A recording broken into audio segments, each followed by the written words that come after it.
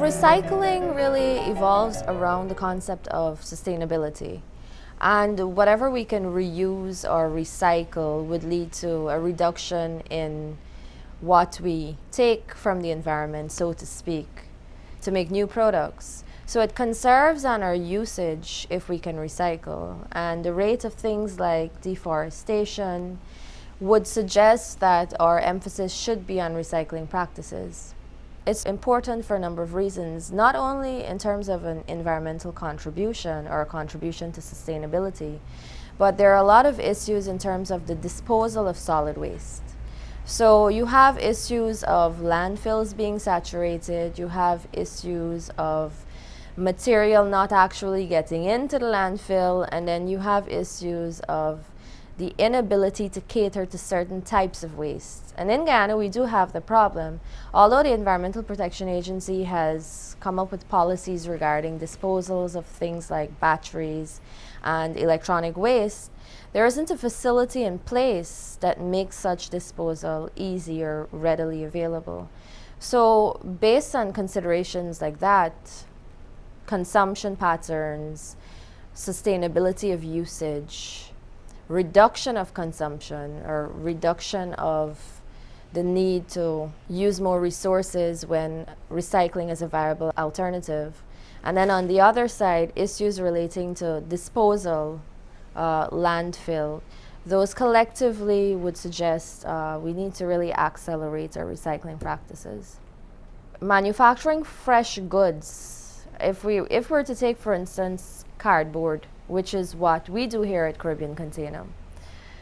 To manufacture virgin or craft cardboard, it involves the felling of trees, the chipping of wood, the processing of that into pulp, and that is a very energy-intensive process.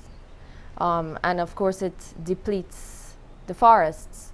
So if you have an alternative where you can access old cardboard and jump straight to the point in the process where you just repulp and run that into fresh paper, not only does it save forest resources, but it saves you on things like fuel usage, water usage.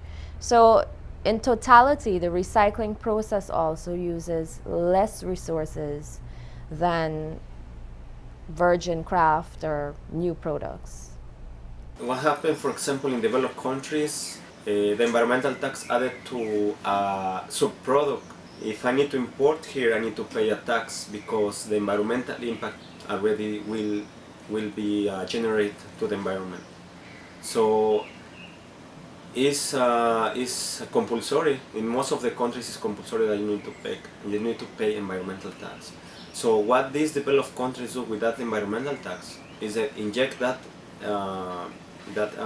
financial mechanism to deal with education and awareness, recycling, clubs, campings, cleanups, and so on. So that is kind of financial mechanism to relieve the environmental impact, and actually is for that, to deal with environmental impact.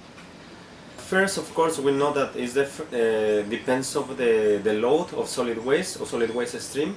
We have different scales or size of the recycling plants. For example, it was a study of the solid waste stream in Guyana, I believe 2009, that reflect that most likely daily Georgetown generate approximately like between 500 and 600 tons per day. So what we're trying to do there is to study the amount of styrofoam that is generated every day from that 500. And we discovered that it's approximately 10 tons of styrofoam a day. So if you will look at the figures, it's possible to actually install a recycling plant here. What currently couple persons do is they collect plastic bottles, they share it, and they ship it. Even Trinidad, even Miami. Because also when we were doing the research, also we contact some persons, and there is person that, for example, sending aluminum cans to Brazil, plastic bottles to Miami, plastic bottles to Trinidad. And of course, if they send it, it's kind of profitable for them to do that action. And just because they're doing an action, that means actually it makes sense to have a recycling plant here in Miami. The only way we'll get a vibrant and thorough recycling industry here is if we put the systems in place to enable the material to be readily accessible to recyclers. So you have a combination of factors. You have the mindset of people, and you have the functionality of the solid waste management system, how comprehensive it is, the type of reforms it may need. And I think also just generally how we treat with it in terms of priorities, the type of resources we're prepared to inject into the industry of solid waste management, whether at a mayor and city council level or a local government level or a Ministry of Environment level or an EPA level. Resources are necessary to enable the type of changes that we need to see. I think a lot rests with education. Environmental studies, I believe, ought to be a form of the curricula very, very early in the formal education system. And maybe we can begin to see a shift in the general mindset and perception as it relates to environmental practices, not only recycling, but general environmental practices.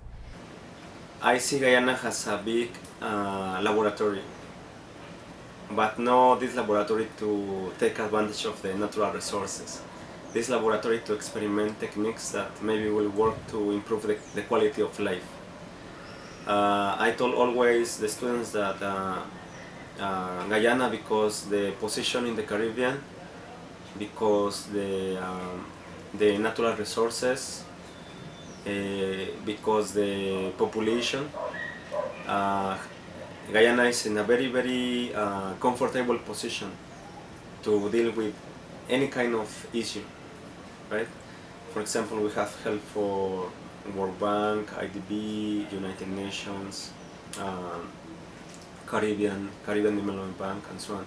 So Guyana can easily collaborating with these institutions can deal with, for example, specifically with solid waste management very, very easily. So just we need to put the methodologies in place and the financial mechanisms in place. And I believe Guyana, at this point in time, it should be the #1 in the Caribbean, for example. I mean, has an example country that can teach from learn lessons. For example, with these lessons that we are learning through the initiatives in solid waste management, Guyana can really, really make a difference.